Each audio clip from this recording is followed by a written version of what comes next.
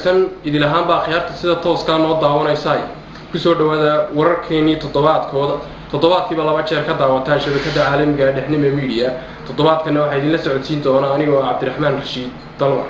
qodobada aynu toddobaadkan ku soo qaadan doonana waxaa kamid ah weerarada lagu qaado dadka muhaajiriinta ee Jarmalka ku nool oo sii kordhay lix dal Afrikaan ah oo ku liita gacansiinta dadka waayeelka ah ama gaboobay diyaarada ay leedahay shirkadda British Airways ayuu dab ka qabsaday xilli ay ka duuleysay garoon ku yaala waddankaasi Mareykanka boqorada Ingiriiska Queen Elizabeth ayaa noqotay boqorada ugu waqtiga dheeray iyo waliba guurkii ugu la yaabka badnaa oo ka dhacay waddankaasi Koonfur Afrika qodobada iyo kuwa kale xiiso badan ayay ku maqli doontaan daqiiqadaha soo socda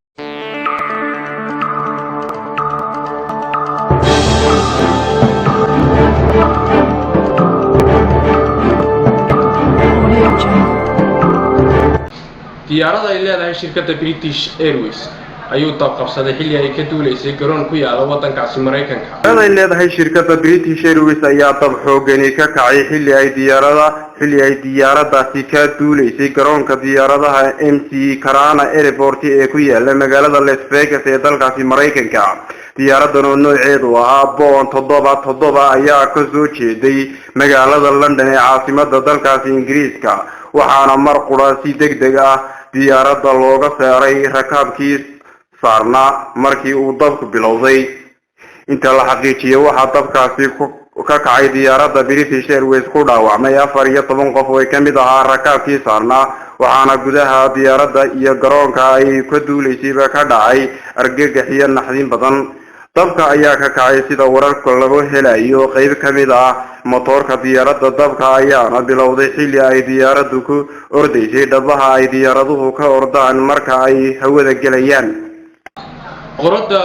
Ingiriiska Queen Elizabeth ayaa noqotay boqoradii ugu waqtiga dheeray boqorada dalkaasi Britain Queen Elizabeth ayaa dadweyne isku soo baxay oo sacabatumaya ay ku soo dhaweeyeen Scotland iyadoo oo shalay noqotay boqoradii waqtiga ugu dheer soo xukunta dalkaasi Britain boqorada Elizabeth ayaa gaadhay caasimadda Scotland ee Edinburgh si ay u furto khad cusub oo tareen ah waxayna ku soo beegmaysaa maalin ay noqotay boqoradii ugu xukunka dheeray taariikhda dalkaasi Britain waxayna boqorad ahayd 63 sano 7 bilood iyo 2 maalmood waxayna hore xukunkii boqorada ay ugu dheeraa madax u noqday ayeeyda saddexaad boqorad Victoria ra'iisul wasaaraha hore ee dalka John Major ayaa sheegay in isaga iyo 10 ra'iisul wasaare oo hore ay xilka isku bedelaan ayaa boqorada ay mar walba ahayd mid si buuxda qayb uga ah nolosha Britain iyadoo oo ah boqorada dastuuri ah ayayna haatan madax u tahay 15 dal oo dalalka la isku yiraahdo barwaaqa sooranka oo ay ka mid yihiin Canada iyo Australia guur la yaab leh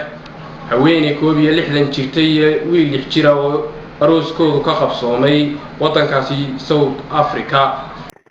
mid ka mid ah guurka dunida ugu yaabka badan ayaa ka dhacay dalkaasi South Africa guurkan waxa uu dhex maray wiil yar oo 8 jir iyo gabadh 60 sano jirtay gabadha ayaa iyadu hore guur u soo martay iyadoo oo dhashay 5 caruur ah gabadhan oo la weydiiyay sababta ay u guursatay wiilkan yar ayaa tiri aniga wiilkan yar ayeeydi ayaa igu codsatay inaan guursado inta aanay iyadu dhiman maadaama ay da' tahay waxaanay intaasi ku dartay in wiilkan yar aanu guurkan ahayn kii ugu dambeeyay ee uu guursan doono gabadh kale oo da'diisa ah marka uu weynaado xafladda arooska ayay ku baxday lacag gaadhaysa 650 dinar weerarada lagu qaado dadka muhaajiriinta ee ku nool waddankaasi Jarmalka ayaa sii kordhay toddobaadadii u dambeysay dawladda Jarmalka ayaa sheegtay in ay dhaceen sanadkan ugu yaraan 500 oo weerar oo lagu qaaday guryaha loo qoondeeyay in la dejiyo dadka magangeliya doonka ah taasoo 3 laab ka badan weeraradii dhacay sanadkii 2014 wasiirka arrimaha gudaha Jarmalka Thomas de Maizière ayaa ugu yeeray weerarada noocan ah kuwa fooxo ah waxaana uu intaasi ku daray inay weeraradani fuliyeen laba dalool dad deegaanka ah oo aan hore loogu diiwaangelin faldambiyeedyada. jarmalka ayaa filaya inay martigeliyaan ugu yaraan 800 oo kun oo magangeliyo doon ah sanadkan 2015. lix dal Afrikaan ah oo ay ka mid yihiin Malawi ayaa noqday kuwa ugu liita gacansiinta dadka waayeelka ah ama gaboobay. 6 dal oo Afrika ah ayaa ka mid yihiin Malawi iyo Mozambique ayaa ka mid noqday 10 dal ee ugu liita gacansiinta dadka gaboobay. sidaasna waxa sheegtay hay'ad caalami ah oo caawisa dadka da'da ah. hay-adan samafalka Global Aid waxa ay cuskatay qiimeynteeda daryeelka dhaqaale iyo bulsho ee dadka ka weyn 60 jirka. 96 dal Switzerland ayaa noqotay tan ugu sareysa liiska taageerada dadka da'da ah, halka Afghanistan lagu tilmaamay tan ugu hooseysa liiska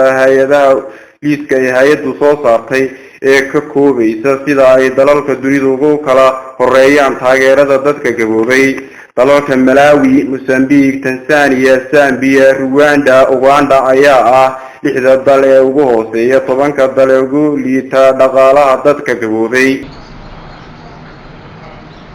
dawladda toddobaadkan waxa intaasi nuga wararkeeni toddobaadka intayna toddobaadka kan xiga ku kulmi doono waxaan iskaga tageynaa waa aniga Cabdiraxmaan Rashiid Dalmar Maxamed Xuseen Ibraahim oo inoo joogay dhanka kamarada dhammaantiin waa baxdii dhexnimo media.com oo isku duuban oo idin la sida iyo nabad